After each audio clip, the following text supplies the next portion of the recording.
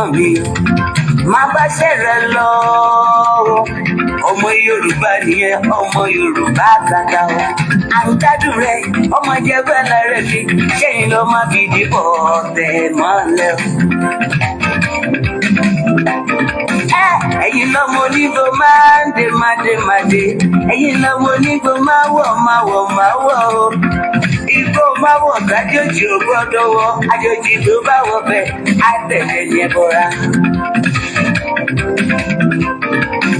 Ẹ̀yin lọ máa náwó òyìnbó tó dé ìgbà tó yìnbó dé o owó náà dẹ́kun pọ̀ sí o lóyè kí mi dá sáwa ní bàbá. Koiki Media àwọn ní bàbá. Koiki Media àwọn ní bàbá. Àdáńsọ àtúnpèrè gidi. Koiki Media àwọn ní bàbá. Àwa là ń gbé tó lárugẹ jẹ́ ká jọgbọ́ o. Koiki Media àwọn ní bàbá. Àbújá fẹ́tọ̀ ilẹ̀ wa fẹ́tọ̀ ilẹ̀ Yorùbá. Koiki Media àwọn ní bàbá. Ọmọ Òdùwà ni wá o lọ́kàn. Koiki Media àwọn ní bàbá. Ikú tó ṣe bí lébi òsì àdìmú bàbá yọ. Koiki Media àwọn ní bàbá. We bring you one closer to your doorstep. Koiki Media àwọn ní bàbá. Afẹ́fẹ́ tó fẹ́ odò kan yòókù lára ni. Koiki Media àwọn ní bàbá. Àpèrè gèdè Olódùmarè ló fún wa ṣe. Koiki Media àwọn ní bàbá. Gbogbo ayé ẹ̀gbọ́n àwa ní bàbá o. Koiki Media àwọn ní bàbá. Ẹ máa bọ̀ wá ẹgbẹ́ polówó ọjà yín wá o. Koiki Media àwọn ní bàbá. Odùduwà lágbèdá ní òtítọ́ lágbèdá ní. Koiki Media àwọn ní bàbá. Àbí sọ̀dálẹ̀ àbí sódìkẹta. Koiki Media àwọn ní bàbá. Àgbọ̀kan àtúnpèrè kéde. Koiki Media àwọn ní bàbá. Koiki Media we bring you one closer to your doorstep. Àwọn ní bàbá. Koiki Media is around to give us latest. Is around to give us latest. Ladies and gentlemen, ẹ mú kálẹ̀ sílẹ̀, ẹ̀jẹ̀ sí ẹ̀bọ̀ ètò tó kojú gbogbo. Ladies and gentlemen, ẹ mú kálẹ̀ sílẹ̀, ẹ̀jẹ̀ sí ẹ̀bọ̀ ètò tó kojú gbogbo. Koiki Media is around to give us latest. Koiki Media.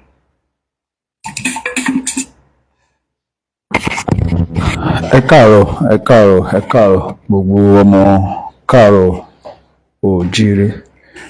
Mo kí gbogbo obìnrin lágbàáyé pé akójúmọ́ mọ́ ojúmọ́ ire ló mọ́ gbogbo wa lé ní ojúmọ́ ìdùnnú ojúmọ́ ìgbéga ní ọjọ́ àánú àánú gbà. Gbogbo ẹ̀yin obìnrin rere ní ọjọ́ àánú àánú gbà. Ẹ ní fojú sunkún ọmọ ẹ ní ebi alẹ́ ò ní pa yín o. Tọ̀sán ò ní pa yín. Ẹ ní ṣìrìnrìn ẹ ní ṣìlẹ̀tẹ̀. Ẹ ní ṣìlúyà o. Gbogbo ẹ̀yin obìnrin rere mo máa kí yín o. Ẹ máa kó ojúmọ́ ẹ máa súnmọ́ bí. Ẹ bá ń wọlé sórí ètò ẹ jọ̀ọ́ ẹ bá wa gbọ́wọ́lé share button. Gbogbo ẹ̀yin obìnrin rere ẹ̀yin ọkùnrin tẹ́ ń wọlé náà ẹ bá wa gbọ́wọ́lé share button nítorí pé ó kàn mí ó kàn gbogbo wa. Ó kàn ará ilé ó kàn ará oko ó bẹ́ẹ̀ ni ó kàn ara ẹ̀wọ̀n tó wà ní ìrìn àjò gbogbo wa ló kàn o. Ẹ darapọ̀ mọ́ ètò ẹ bá wa share sí gbogbo platform tí ẹ bá wà. Ohun tí a fẹ́ sọ kò ní ṣe pẹ̀lú ọ̀rọ̀ Yorùbá Nation. Ohun tí àwọn obìnrin fẹ́ ṣe ìwọ́de lé lórí kò ní ṣe pẹ̀lú ọ̀rọ̀ pé bóyá ọ̀rọ̀ Yorùbá Nation, kò ní ṣe pẹ̀lú pé bóyá ọ̀rọ̀ Ìgbòho Òòṣà, kò ní ṣe pẹ̀lú pé bóyá ọ̀rọ̀ Bàbá Akíntóyè. Àwọn obìnrin rere ló fẹ́ ṣe ìwọ́de tí ìwọ́de náà a rẹ̀ ti ń gbọ́ láti bí ọjọ́ bíi mélòó kan sẹ́yìn. Kò ń ṣe ilẹ̀ Yorùbá nìkan ni wọ́n ti máa ṣe, ṣùgbọ́n ti Abẹ́òkúta èní ni ti Abẹ́òkúta ń bẹ̀rẹ̀. Èní ni wọ́n fẹ́ ṣe ti Abẹ́òkúta. Òun ni a ní ká ṣe ìkéde ẹ̀ fún gbogbo ojúlówó obìnrin rere tí ń bẹ ní ilẹ̀ jákèjádò ilẹ̀ Yorùbá. A kí yín a kú ojúmọ́ mọ́ lẹ́ẹ̀kan sí o. Èní á san gbogbo obìnrin rere o. Ẹ jọ̀ọ́ ẹ bá mi gbọ́ lé share button. Kí ni ìwọ́de pàtàkì náà, kí ni ìwọ́de náà dá lé lórí? A máa gbọ́ nísìn.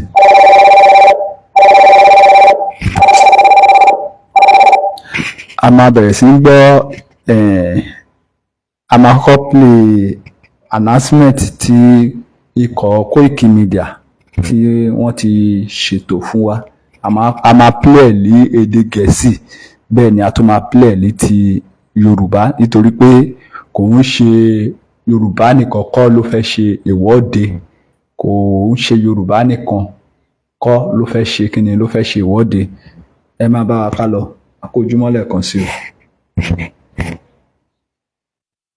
Ẹ jọ̀ọ́ ẹ bá wa gbọ́ lé share button, ẹ jọ̀ọ́ owó tẹ fi ń share ẹ ní fi gbọ́mọ sí o. Ẹ ṣé o, ẹ ṣé o, ẹ ṣé o, ẹ bá wa gbọ́ lé tẹ jẹ́ kó lọ fà.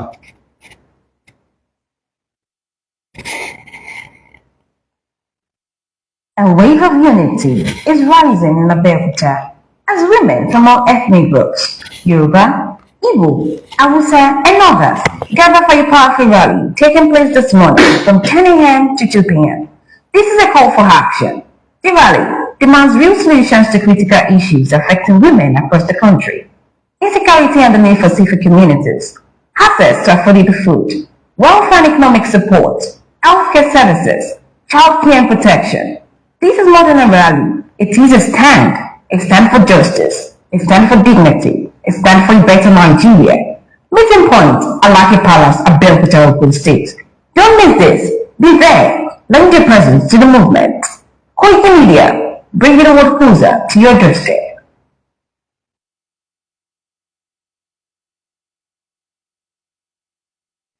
Ẹ ṣé gan ni. Tí eléyìí tó jẹ́ èdè Gẹ̀ẹ́sì ẹ̀ ni gbogbo wa ti gbọ́ bẹ́ẹ̀ yẹn.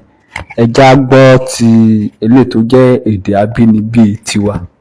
Ẹ ṣé o. Ẹ káàárọ̀ gbogbo ọmọ ilẹ̀ Yorùbá jákèjádò àgbáyé àti ní gbogbo ibi tí afẹ́fẹ́ ètò yìí fi dé. Èyí ni láti fi tó gbogbo àwa obìnrin lórílẹ̀‐èdè Nàìjíríà létí nípa ìwọ́de ìfẹ̀hónúhàn tí yóò wáyé ní òwúrọ̀ òní tí ń ṣe ọjọ́rú ọjọ́ 9 oṣù kẹrin ọdún 2025 ní dédé aago 10 òwúrọ̀ sí aago 2 ọ̀sán ní ìlú Abẹ́òkúta. Ìwọ́de yìí kò yọ ẹnikẹ́ni sílẹ̀ nínú àwọn obìnrin nílùú Abẹ́òkúta, yálà Yorùbá, Hausa, Igbo àti ẹ̀yà míì tí a kò lè dárúkọ tán. Ìwọ́de yìí dá lé lórí nǹkan wọ̀nyí: àkọ́kọ́, ààbò tó mẹ́hẹ lórí àwa obìnrin; ẹlẹ́ẹ̀kejì, a kò lè ra ohun tó tẹ́ wa lọ́rùn mọ́; ẹlẹ́ẹ̀kẹta, ìrànlọ́wọ́ kò sí fétò ọrọ̀ ajé wa mọ́; ẹlẹ́ẹ̀kẹrin, kò sí ìlera ọ̀fẹ́ fún wa mọ́; ẹlẹ́ẹ̀karùn-ún, kò sí ìtọ́jú àti ààbò fún àwọn ọmọ wa mọ́. A rọ̀ wá láti tú jáde fún ìwọ́de náà láti ra ọjọ́ ọ̀la tí ó dára fún ara wa àti fún àwọn ọmọ wa. Ìkéde yìí wá láti iléeṣẹ́ Koiki Media, bringing the world closer to your doorstep. Ẹ ṣé gan ni gbogbo ẹ̀yin tí ẹ ti darapọ̀ mọ́ wa. Ọ̀rọ̀ ni ẹ ti gbọ́ nípasẹ̀ ìkéde. Ìwọ́de tí a ní ó fẹ́ ṣẹlẹ̀ yìí, tí ó fẹ́ ṣẹlẹ̀ lónìí, gẹ́gẹ́ bí àwọn obìnrin ṣe sọ, wọ́n náà wọ́n tẹ̀ fẹ́ fi wo ìgbésẹ̀ tí ìjọba máa gbé, tí àwọn lídà ilẹ̀ Yorùbá wọ́n náà wọ́n fẹ́ wò gẹ́gẹ́ bí àwọn obìnrin wa, gẹ́gẹ́ bí ìkan lára àwọn VN tí wọ́n fi léde. Lára àwọn VN yẹn a máa nídìí láti play yékéyéké, nítorí pé wọ́n jẹ́ kó yé wa wípé kò ní ṣe pẹ̀lú ọ̀rọ̀ Yorùbá Nation, bẹ́ẹ̀ ni kò ní ṣe pẹ̀lú ọ̀rọ̀ ohun tó jẹ mọ́ olóyè Ìgbòho Òòṣà, kò ní ṣe pẹ̀lú ohun tó jẹ mọ́ Professor Banji Akíntóyè. Ìwọ́de yìí jákèjádò gbogbo Nàìjíríà ló ti fẹ́ ṣẹlẹ̀. Àwọn obìnrin náà ní àwọn fẹ́ ṣe ìwọ́de pé ebi ti fẹ́ pa wọ́n kú sínú yàrá o, ebi ti fẹ́ pa wọ́n kú. Ọkọ wọn ò lè àfọ́ọ̀dù oúnjẹ àárọ̀ oúnjẹ ọ̀sán oúnjẹ alẹ́ mọ́. Wọ́n dẹ̀ tún wá ní bó ṣe ń pa wọ́n wípé bí àwọn alákatakítí bí wọ́n ṣe ń pa obìnrin tí wọ́n á bá àwọn obìnrin sùn tí wọ́n á ti igi sí ojú ara wọn, wọ́n náà wọn ò fẹ́ mọ́ wípé bí wọ́n ṣe máa fi òpin sí ọ̀rọ̀ Fúlàní ní àwọn Fúlàní agbénipa. Ọ̀rọ̀ ò lè dùn ún sọ lé ẹnu mi dáadáa bíi pé ká fi etí ara wa ká fi gbọ́ lẹ́nu àwọn obìnrin tí wọ́n wà ní agbami ètò náà. Ẹ má bá wa kálọ, ẹ má bínú sí wa. Ìfẹ́lódùn àpapọ̀ ọmọ Yorùbá, a kú ojúmọ́ o. Ìbà Olódùmarè ló ṣe bá ọba tó dá gbogbo ayé. Mo wá ṣèbà gbogbo àgbààgbà, mo tẹríba fún gbogbo ajúnilọ. Mo kí bàbá mi Pòfẹ́sọ̀ Bánjí Akíntóyè Kẹ́mi Ọláògùn. Bẹ́ẹ̀ ni mo kí bàbá mi Chief Dr. Sunday Adéyẹmọ Ìgbòho, ẹkùn ọkọ̀ Fúlàní kẹpẹ́, ojú òní tì í láíláí, tàyè bá ń jẹ yín. Mo wá fi kíkí àwọn àgbààgbà wa yìí. Wọ́n fi kí gbogbo àgbààgbà nínú ilé pátá látòrí bàbá mi Àjàmájẹ̀bí. Mo kí bàbá mi Àwòrò Ṣàṣà. Bẹ́ẹ̀ ni mo kí gbogbo ẹ̀yin àgbààgbà lọ́kùnrin. Mo wá kí gbogbo ẹ̀yin àgbààgbà lóbìnrin látòrí ìyá mi Aládékojú. Mo kí ìyá mi Jagun Táíwò Ìyálóde, mo kí yín. Bẹ́ẹ̀ ni mo kí ìyá mi Chief Mrs. Kóìkí, mo kí yín ìyá mi. Mo wá fi kíkí àwọn ìyá wa, mo fi kí gbogbo ẹ̀yin obìnrin, ẹ̀yin àwọn ìlejò, ẹ̀yin abiyamọ. Èmi ọmọ yín Kẹ́hìndé Àbẹ̀bí Ìgè-Àdùbí.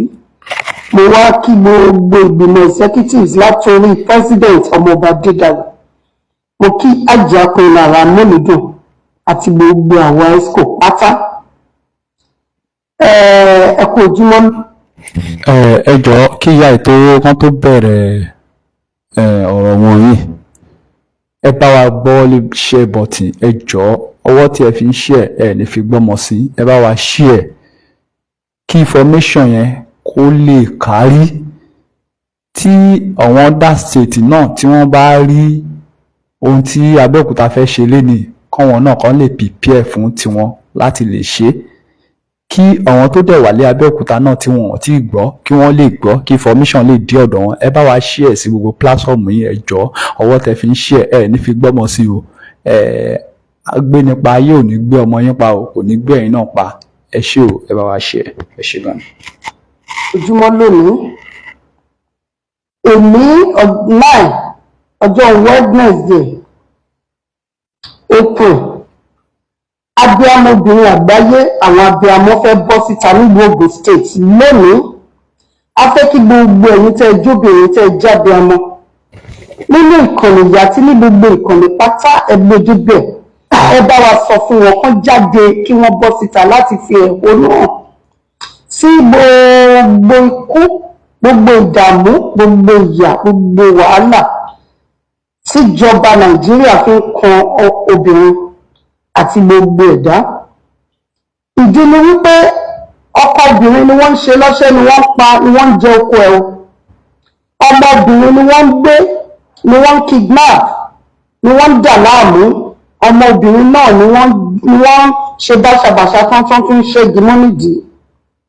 Ọmọbìnrin ni wọ́n jẹ́ kí kó má lè lọ léèwé, kó máa fi ẹkún tó ní ẹkún kó máa lọ fi ra nǹkan lọ́jà nítorí ọ̀wọ́n gógó. Ọkọ obìnrin ní sálárì ẹ̀gùn ò lè ka owó mọ́tò tó máa wọ̀ débi iṣẹ́ lọ àbọ̀, ká tó sọ pé fẹ́ fún abiyamọ nílé àti àwọn ọmọ obìnrin ní owó láti jẹun. Abiyamọ náà ni gbogbo eléyìí ló dálé lórí. Olódùmarè dẹ̀ ṣa abiyamọ lẹ́ṣà, ó ya abiyamọ sọ́tọ̀. Ó jẹ́ ká mọ̀ pé gbogbo tó ń bẹ lórí ilẹ̀ alààyè tí ń tá a rí àti ń tá a rí á dẹ̀ máa gbèjà abiyamọ. Èyí ni àwọn ìyá wa àti gbogbo àgbà pátápátá àti àwọn òbí wa àti gbogbo àwọn ìyá wa lóríṣiríṣi ẹgbẹ́ àfitẹ́lẹ́gbẹ́ ṣe ẹ jọ̀ọ́ tí abiyamọ la fi ṣe tí pé obìnrin ni wá tí pé ọmọ obìnrin ló ń dá lóró ọkọ obìnrin ló ń dá lóró ọmọ obìnrin ni wọn ò jẹ́ kó jèrè ọmọ obìnrin ni wọn ò jẹ́ kí abiyamọ gan ó lè jẹun ọmọ déédéé mọ́ nítorí fìtínà tí ọ̀wọ́n gógó àti àìsí síkírọ́rìtì tó kó bá ọmọ obìnrin tó kó bá ọmọ abiyamọ àfitẹ́gbẹ́ ṣe ẹ jọ̀ọ́ abẹ̀yẹn ni gbogbo ẹ̀yin tẹ́ bá jẹ́ obìnrin tẹ́ wà ní agbègbè àyíkáyídá Ogun State láìpẹ́ a máa sọ venue fún yín ẹjọ́ bá wa gbáradì láàárọ̀ kẹ́ bá wa jáde kẹ́ fẹ̀hónú hàn kí àwọn gbogbo kó lọlẹ̀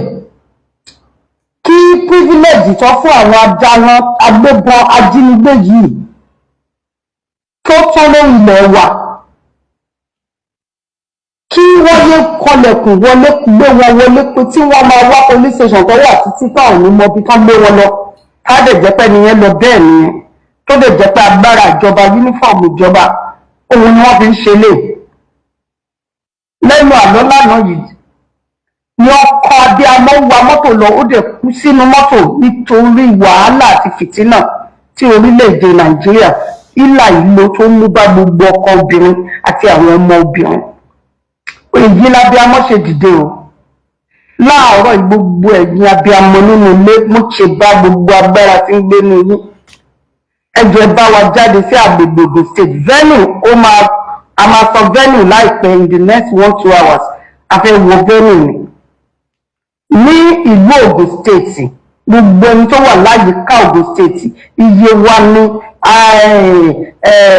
Ìlẹ́mọ ní Ìjẹ̀bú ní Abẹ́òkúta ní àbí gbogbo àbáwọ́rì àbí gbogbo ibi tí a bá rí pé a súnmọ́ dáadáa débi Ọ̀yọ́ Ìbàdàn.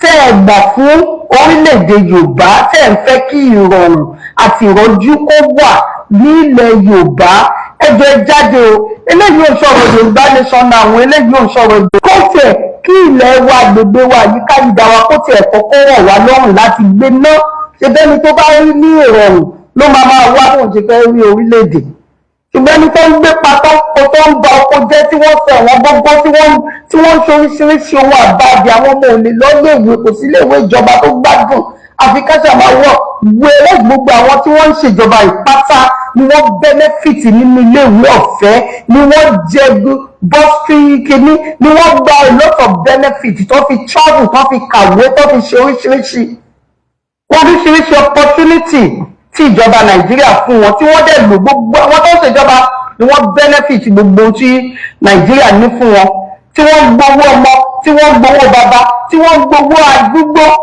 gbogbo ẹ̀tọ́ yìí ló wà nínú constitution Nàìjíríà o ẹjọ́ ẹ jẹ́ ká jáde ṣùgbọ́n nísìnyí àwọn kan ti fi ń ṣe àpapín local government ò mọyì arúgbó tó wà ní local government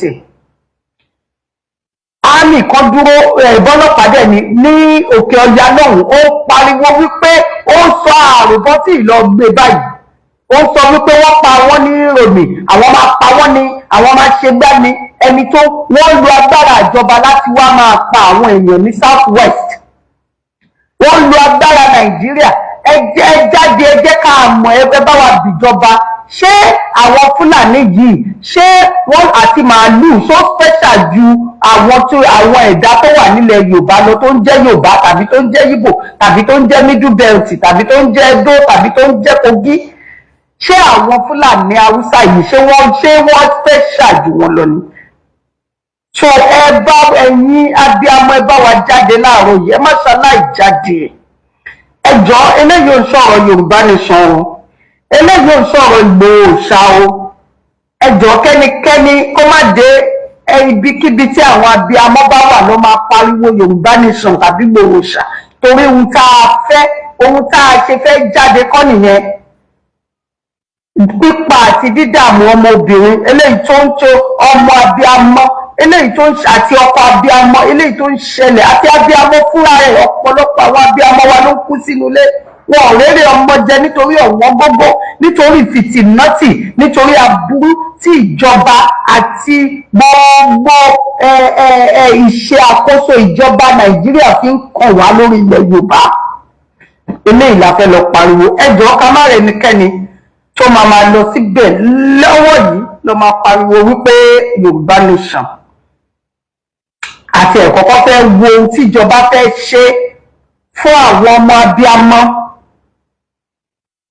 Wọ́n mú Afẹ́nifẹ́re youth leader more than a week náà fi ń tọ́ device tí wọ́n fi ń bá àwọn èèyàn sọ̀rọ̀. Ìjọba ò rí location yẹn láti lọ nínú open location tí ò ṣe pọ́n sátádẹ́lé kan nínú igbó tó easier láti fi satellite wo ibi tó wà àbí drone wo ibi tó wà. So ta lẹni tó ń pa wá, ta lẹni tó ń ṣe wá, ta lẹni tó ń dà wá láàmú? Abiyamọ fẹ́ béèrè lọ́wọ́ àwọn alákòóso ilẹ̀ Nàìjíríà, àwọn alákòóso orílẹ̀-èdè Nàìjíríà nílẹ̀ Yorùbá. So gbogbo obìnrin ẹ jọ̀ọ́ bá wa lọ, ẹ bá wa join wọn rally ní èmi 9 Wednesday. Ẹ jọ̀ọ́ bá wa lọ ní ìlú Ogun State. A máa wá fún yín lábọ̀ venue láìpẹ́. Ẹ ṣeun. Ilẹ̀ Yorùbá gbè wá kò ní gbé ọ̀dàlẹ̀ láíláí. Ẹ ṣé gan ní gbogbo ẹ̀yin olólùfẹ́ wa tí ẹ wà lórí ètò pẹ̀lú wa. Venue meeting point tí ìyá yẹn sọ pé wọ́n máa release in the next some hours. Venue yẹn ti jáde. Venue yẹn ní Abẹ́òkúta.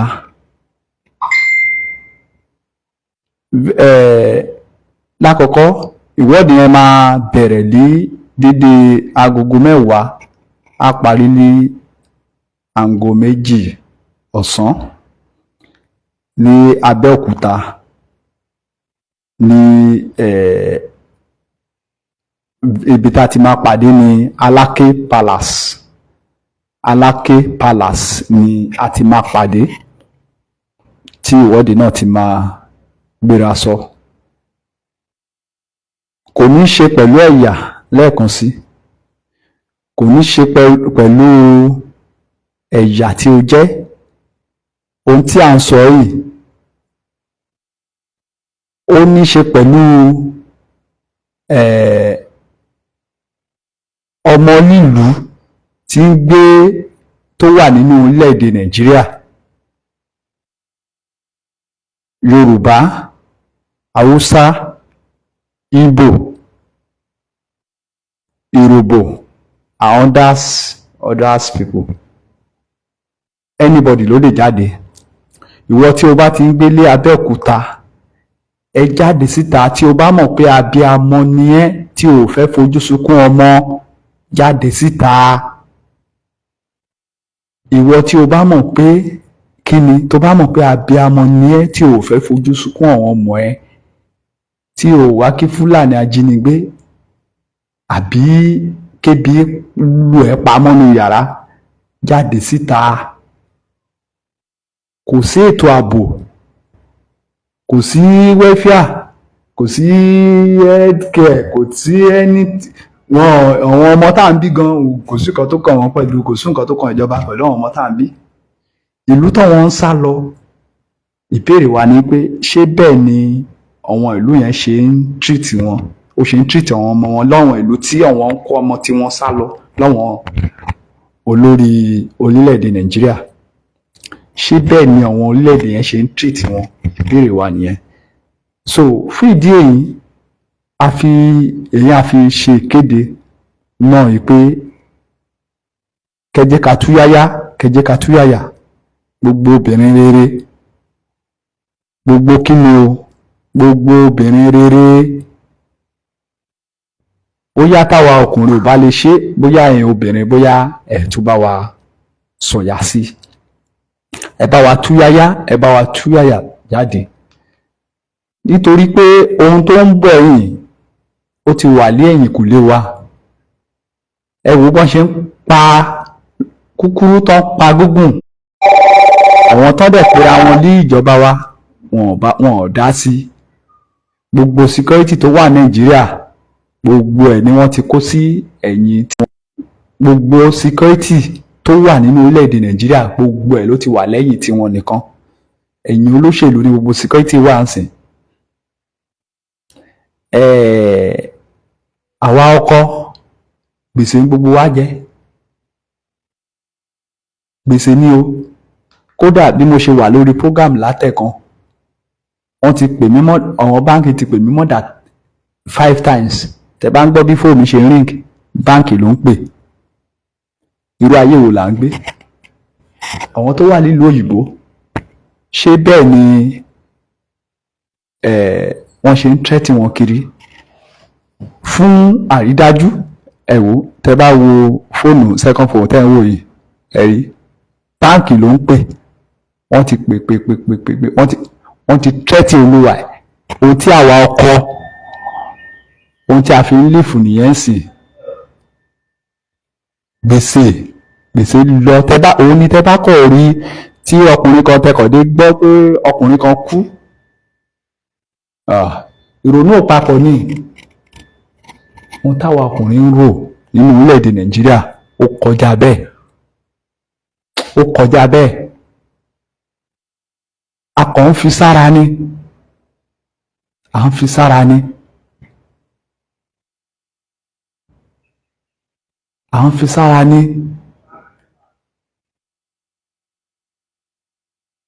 In fact, ọ̀pọ̀lọpọ̀ ìyàwó ilé ló ti da kíni, ló ti da olóṣó sígboro. Ẹnu ọkọ gan ò ká mọ́ nígbà tí ọkọ gan ò lè ṣe ojúṣe ẹ̀. Ọkọ ò lè ṣe kíni, ọkọ ò lè ṣe ojúṣe ẹ̀.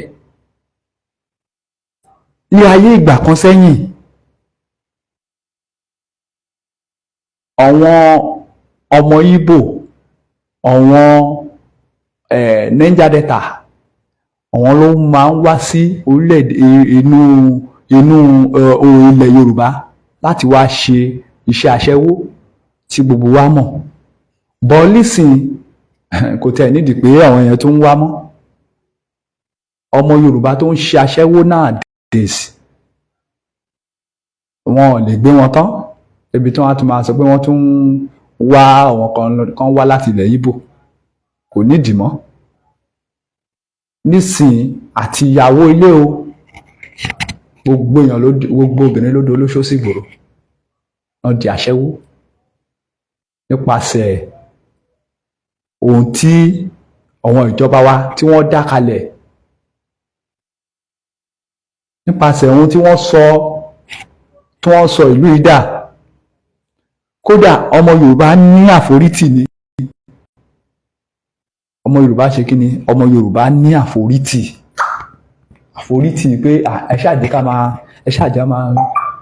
ẹjá máa rọrin mọ́. This time around, ẹjá ti ẹ̀rọ nǹkan tí àwọn people ìfẹ́ ìgbésẹ̀ tí wọ́n máa gbé. Nígbà táwa náà tá bá jókòó sínú yàrá tí a béèrè fún ẹ̀tọ́ wa, báwo la ṣe ń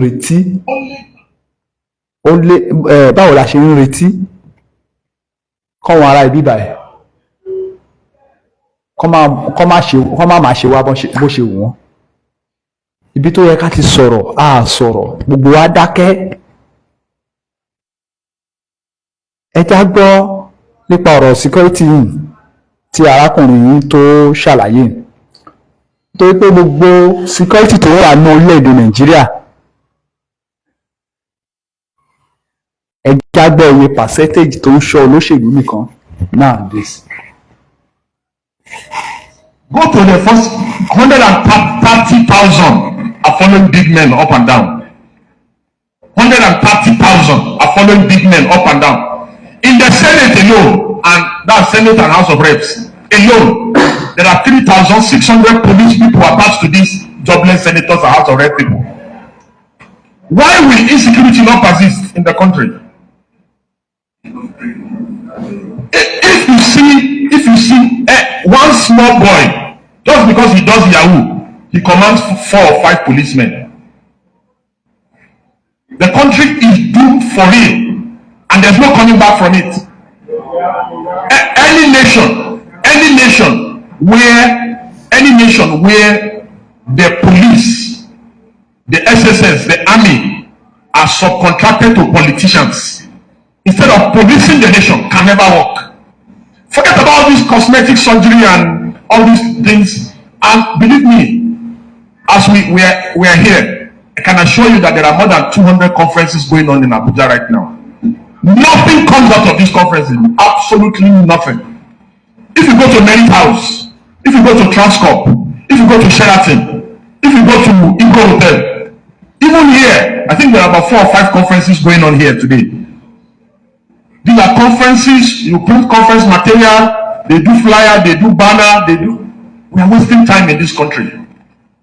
Nigeria needs active citizens who will just wake up early in the morning on a faithful Wednesday or Thursday or Friday and occupy the entire nation and demand for reform and demand that these armed robbers, these buccaneers who are in the National Assembly, that they must stop stealing. A situation where you have the national budget, and 80% of the national budget is stolen. It's stolen, blatantly stolen. And you expect me, you tell me that nation things can work. A situation where in a country somebody stands in a church and says lion carry demon is back, and people actually believe. People believe. So how do you want such a nation to work? And again, can you really blame them? You can't blame them, because go and check all nations of the earth where governments have failed, people turn to God and religion. That's why you see people. Are you not surprised that Nigerians are calling on God of Israel, but Israel is calling on Iron Dome for protection? So having said that, it's also important to say that if not for social media, where will you have been able to see the abuse of this world that will tell citizens and insult them that while you are protesting, I'll be eating? You know, if not for social media, how would we have seen the Abelo resisting arrest by EFCC? If not for social media, how would we have been able to see the first lady fooling around planting something in her backyard, and that is the only way to develop an economy? If not for social media, how will you have been able to know the abracadabra of Dangote and the NNPC and all their woo? If not for social media, how will we have been able to see the miracle of Off Your Mind? You remember when the other man was accused of stealing 80-something billion naira, and he suddenly, immediately they started asking questions in the National Assembly. He fainted. You know, if not for social media, how will we have been able to see the exposure of tribal bigots online who tells Igbos not to vote in Lagos in their own country on election day? If not for social media, how will we have been able to see the level of bigotry during elections and electioneering, where, if not for social media, how will we have been able to see those unethical practices? Again, if not for social media, how will we have been able to see the young man from China who exposes corruption and skill, the lecturer from Kano Dembelu, who is Tinubu's friend? If not for social media, how would we have been able to see that? If not for social media, how would we have been able to see the APC national chairman Dandola stuffing his Babariga with dollars? This is what they want to regulate. Don't allow them to regulate social media. Social media remains the conscience of the citizenry. If not for social media, how will you have been able to know that they have renamed Nigeria Federal Republic of Rice? Every problem, they believe that rice is the solution. If not for social media, finally, I know my time is up. Ẹ ṣé gan ni gbogbo ẹ̀yin olólùfẹ́ wa, ọ̀rọ̀ ni a ti gbọ́. Ẹ wo thousand of security tó jẹ́ pé ẹ̀yin olóṣèlú lọ́wọ́ à ń sìn, tí wọn ò jẹ́ kán dúró kán jẹ́ kán wọgbó kán lọ fèsì Boko Haram, tí wọn ò jẹ́ kán wọgbó kán fèsì Fúlàní herdsmen tó ń pa kúkúrú tó ń pa gúngùn. Ṣùgbọ́n tẹ bá rí olóṣèlú sì tó ń lọ, security tẹ máa rí lé ẹ̀yìn wọn ó kọjá bẹ́ẹ̀. Ẹ wo ìyàwó ààrẹ, ẹ wo security tó ń tẹ̀lé màdámù yẹn nìkan. Ẹni ẹyọ kan security tó yẹ kó máa tẹ̀lé èèyàn bíi 10,000, security tó yẹ kó máa ṣọ́ èèyàn bíi 10,000, òun ló ń ṣọ́ ìyàwó ààrẹ nìkan. Níbo la ti bára wa? So ẹ wá sọ fún mi, ẹ̀yin obìnrin rere, báwo ni ajínigbé ṣe máa rí Rẹ̀mí Tinubu jí gbé? Wọn ò lè rí jí gbé, àwọn ìyàwó tiwa ló ń gbé àtàwa. Ẹ má jà tanra wa, ìyàwó tiwa àti àwa ló ń jí gbé.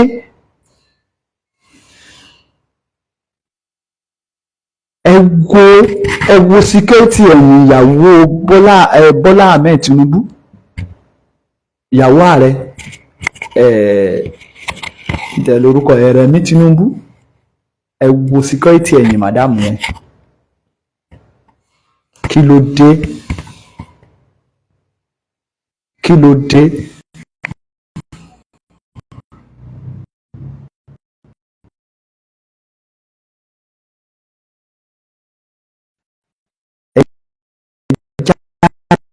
Síta dédé aago mẹ́wàá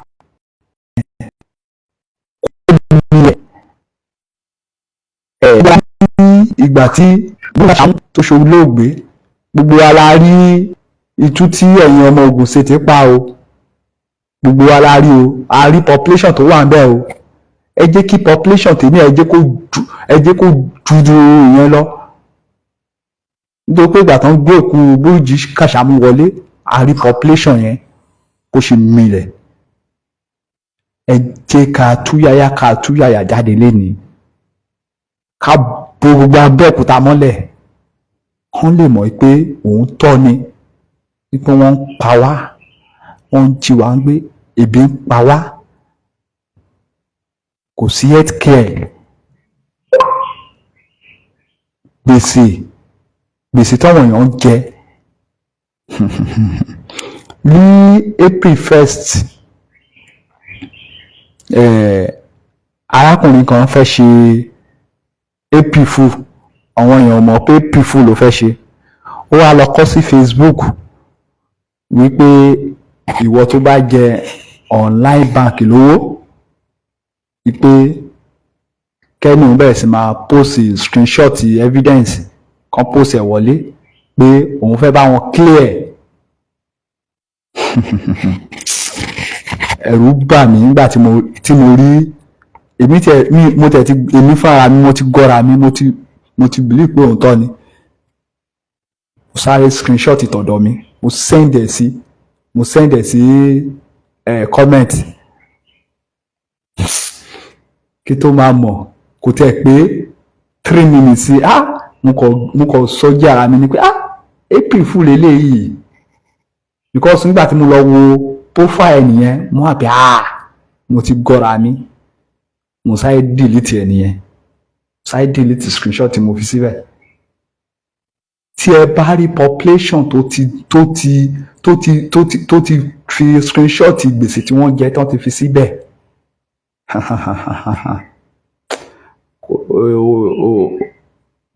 yes ma, tó bá continue bẹ́ẹ̀ ilé òkú á pọ̀. Ẹ kọ́ rí èèyàn míì tó ń rìn lọ, á kọ̀ ṣubú, ó lọ nìyẹn. Òkú á pọ̀, kò ń ṣeré o, òkú á pọ̀. Ẹ jẹ́ àtúyàyà jáde lénìí. Mo ń bẹ̀ yín, ẹ̀yin obìnrin rere, bóyá tẹ́yin bá tiẹ̀ ṣe, bóyá ẹ tún máa jẹ́ àwa ọkùnrin, bóyá ẹ máa jẹ́ ẹ wa, bóyá ẹ máa sọ wá jí. Kò ní ṣe pẹ̀lú ẹ̀yà, kò ní ṣe pẹ̀lú kíni, kò ní ṣe pẹ̀lú ẹ̀yà. Ó jẹ́ Haúsá ni, jáde síta, bó jẹ́ Ìgbò ni jáde síta, bó jẹ́ Yorùbá ni jáde síta. Population la need. Ẹ jọ̀ọ́ mo wá bẹ̀ wá mo rọ̀ yín gẹ́gẹ́ bẹ́ ṣe gbọ́ gbogbo àwọn VN tí ẹ ti gbọ́ yẹn. Ẹ má jẹ́ ká débẹ̀ ká lọ máa pariwo Yorùbá nation. Rally èní ò ní ṣe pẹ̀lú Yorùbá nation. Rally èní tó fẹ́ bẹ̀rẹ̀ lé ní àti on the 4 April 4 ló yẹ kó ti bẹ̀rẹ̀. Gẹ́gẹ́ bí plan tó ti ń plan before. Jákèjádò gbogbo ẹja wo ohun tí mo ṣe ń sọ lọ́wọ́ ṣe ti wò bẹ́ẹ̀ ẹ ti rí owó pay service náà wò yẹn ẹ ti rí.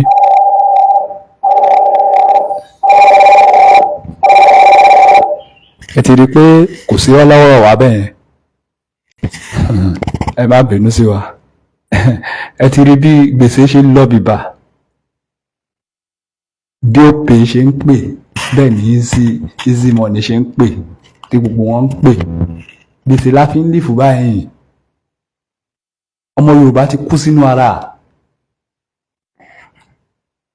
Ọmọ Yorùbá ti kú sínú ara every minute bí wọ́n ṣe máa ń pè wá nìyẹn. Ẹ̀dẹ̀ ni pé ká sì dákẹ́ sínú yàrá. Ẹja jáde síta. Ẹja ṣe kí ni ẹja jáde síta. Àfẹ́ kú wọ́n dẹ̀ ti kú sínú ara tán.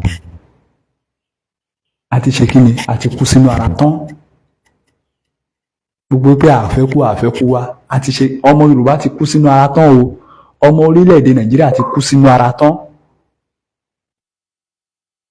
Orílẹ̀-èdè tó jẹ́ pé out of 100%, 5% ló ń jẹ ìgbádùn.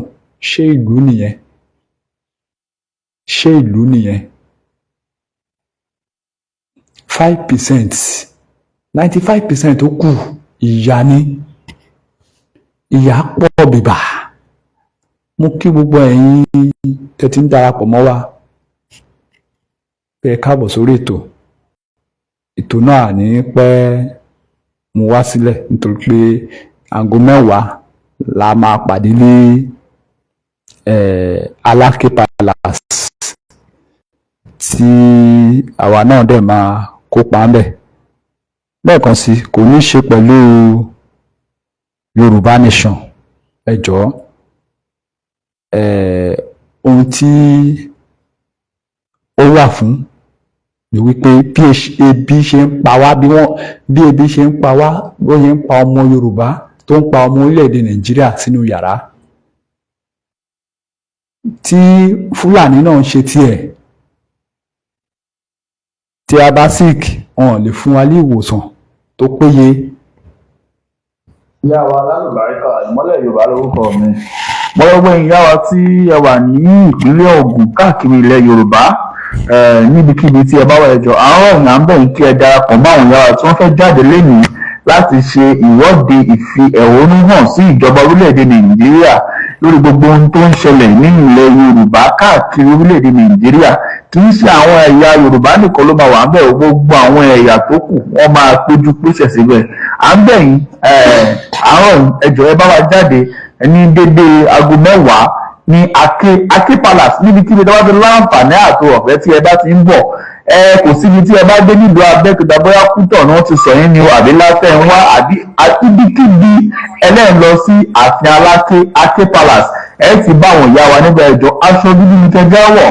Àwa tí a bá ní aṣọ dúdú ẹjá wọ̀ kí wọ́n lè mọ̀ wípé ọ̀fọ̀ ń ṣẹlẹ̀ ní ilẹ̀ Yorùbá. Ẹ̀yin ìyá wa ọ̀wọ̀ tí ẹ ní lára afẹ́jẹ́ tí ẹ bá wa gbé jáde, àṣẹ tó ń bẹ lára yín afẹ́jẹ́ tí ẹ bá wa lò ó fún ilẹ̀ Yorùbá. Ẹ jọ̀ọ́ ẹ bá wa jáde káàkiri orígun 4 ilẹ̀ Yorùbá, orígun 6 tí ẹ bá wa ẹ jọ̀ọ́ ẹ bá wa jáde nílùú Abẹ́òkúta lónìí ní ìpínlẹ̀ Ògùn Aké Palace ṣe o. Àmàlè tí àwọn ìyá wa ti lẹ́ńdẹ̀ bíbá o wọ́n ti wà ń kalẹ̀ akílẹ̀wé yín o. Ẹ jọ̀ọ́ ẹ bá wa darapọ̀ mọ́ o. Ìmọ́lẹ̀ Yorùbá ní lẹ́ẹ̀kan sí ẹ̀ṣin. Mo kí ẹ̀gbọ́n yẹn pàtàkì Ìmọ́lẹ̀ Yorùbá ọ̀rọ̀ náà ni a ti gbọ́ lẹ́nu wọn. Màá ṣe padà play VN wọn lẹ́ẹ̀kan sí tí bá ti fẹ́ jáde kúrò lórí ètò. Ohun tí á jẹ́ kí n play ni pé wọ́n sọ̀rọ̀ kan lẹ́yìn wọ́n ní ẹ̀yin obìnrin wọ́n ní aṣọ dúdú aṣọ ọ̀fọ̀ ní kẹ́jẹ́ ká wọ̀. nílẹ̀ Nàìjíríà ń ṣọ̀fọ̀ lọ́wọ́. Ẹ jẹ́ kí gbogbo àgbáyé mọ̀ wípé Nàìjíríà ń ṣe ọ̀fọ̀ ni Nàìjíríà ń ṣe láti 2014. Inú ọ̀fọ̀ ni orílẹ̀-èdè Nàìjíríà wà. Bẹ́ẹ̀ ni ọ̀fọ̀ ni wọ́n ń ṣe nínú orílẹ̀-èdè Nàìjíríà. Kódà kò tó ń ṣe àti 2014, mo lè sọ pé àti 2010 ni wọ́n ti ń pa ọmọ Yorùbá tó dẹ̀ ń ṣe ohun tá à ń sọ yìí. Àwọn kọ́ ló nílẹ̀, òun làwọn Fúlàní, ẹ̀yà tí àwọn Haúsá tí wọ́n gbà pọ̀ra, tí wọ́n ní wọ́n wá láti Mali, tí wọ́n ní wọ́n wá láti Sudan, ẹ̀yà àwọn Oldmada Fodio. Lẹ́ẹ̀kan sí, mo kí gbogbo ẹ̀yin olólùfẹ́ wa tẹ́ ti darapọ̀ mọ́ wa pé ẹ ṣé gan ni o. Ọwọ́ tí ẹ fi bá wa share ẹ ní fi gbọ́mọ sí o, ẹ ní kó sọ́wọ́ ajínigbé o. Gbogbo ẹ̀yin tí ẹ fi tọkàntọkàn ẹ fi dúró tán, ẹ ní kó sọ́wọ́ ajínigbé, ẹ ní kó sọ́wọ́ agbénipa o. Ebi alẹ́ ò ní pa yín o. Ẹ fẹ̀yìn ti jẹun ọmọ. Ẹ ṣé gan ni. A ní rí jù báyìí fún ti sáà yìí. Ẹ pàdé wa ní live ní dédé agogo 10. Aago 10 náà ti kù ìṣẹ́jú bíi 9 bẹ́yẹn. Ẹ máa rí wa wò. Àwa ti wà ńbẹ̀. Ẹ máa rí wa wò. Ẹ darapọ̀ mọ́ wa. Ẹ bá wa tan notification yín. Bóyá Koiki Media YouTube ní, Instagram, X, Facebook. Ẹ bá wa tan notification yín kẹ́ lè mọ ìgbà tí a bá jáde sórí ètò.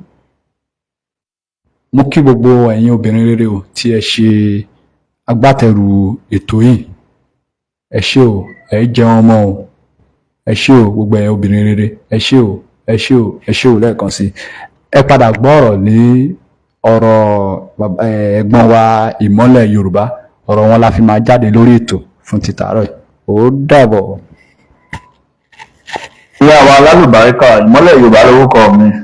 Gbogbo ìyá wa tí ẹ wà ní ìpínlẹ̀ Ògùn káàkiri ilẹ̀ Yorùbá, níbikíbi tí ẹ bá wà ẹjọ́ àárọ̀ ọ̀nà ń bẹ̀ kí ẹ darapọ̀ mọ́ àwọn ìyá wa tí wọ́n fẹ́ jáde lénìí láti ṣe ìwọ́de ìfi ẹ̀hónú hàn sí ìjọba orílẹ̀-èdè Nàìjíríà lórí gbogbo ohun tó ń ṣẹlẹ̀ nínú ilẹ̀ Yorùbá káàkiri orílẹ̀-èdè Nàìjíríà.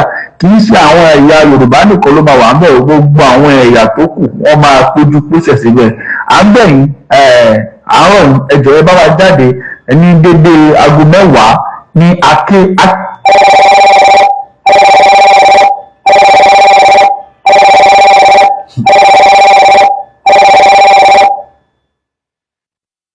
níbikíbi tó bá ti láǹfààní àti ọ̀fẹ́ tí ẹ bá ti ń bọ̀.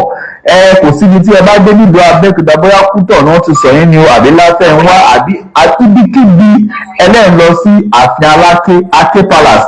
Ẹ ti bá àwọn ìyá wa nígbà ẹjọ́ aṣọ dúdú ní kẹjá wọ̀. Àwa tí a bá ní aṣọ dúdú ẹjẹ́ àwọ̀ kí wọ́n lè mọ̀ wípé ọ̀fọ̀ ń ṣẹlẹ̀ ní ilẹ̀ Yorùbá. Ẹ̀yin ìyá wa ọ̀wọ̀ tí ẹ ní lára afẹ́jẹ́ tí ẹ bá wa gbé jáde, àṣẹ tó ń bẹ lára yín afẹ́jẹ́ tí ẹ bá wa lò ó bí ilẹ̀ Yorùbá. Ẹjọ́ ẹ bá wa jáde káàkiri orígun 4 ilẹ̀ Yorùbá, orígun 6 tí ẹ bá wa ẹjọ́ ẹ bá wa jáde nílùú Abẹ́òkúta lónìí ní ìpínlẹ̀ Ògùn Aké Palace. Ẹ ṣé o, àmàdé tí àwọn ìyá wa ti ń bẹ́ẹ̀ bíbá o, wọ́n ti wà ń kalẹ̀. Akíndélé yín o, ẹjọ́ ẹ bá wa darapọ̀ mọ́ o. Ìmọ́lẹ̀ Yorùbá ní lẹ́ẹ̀kan.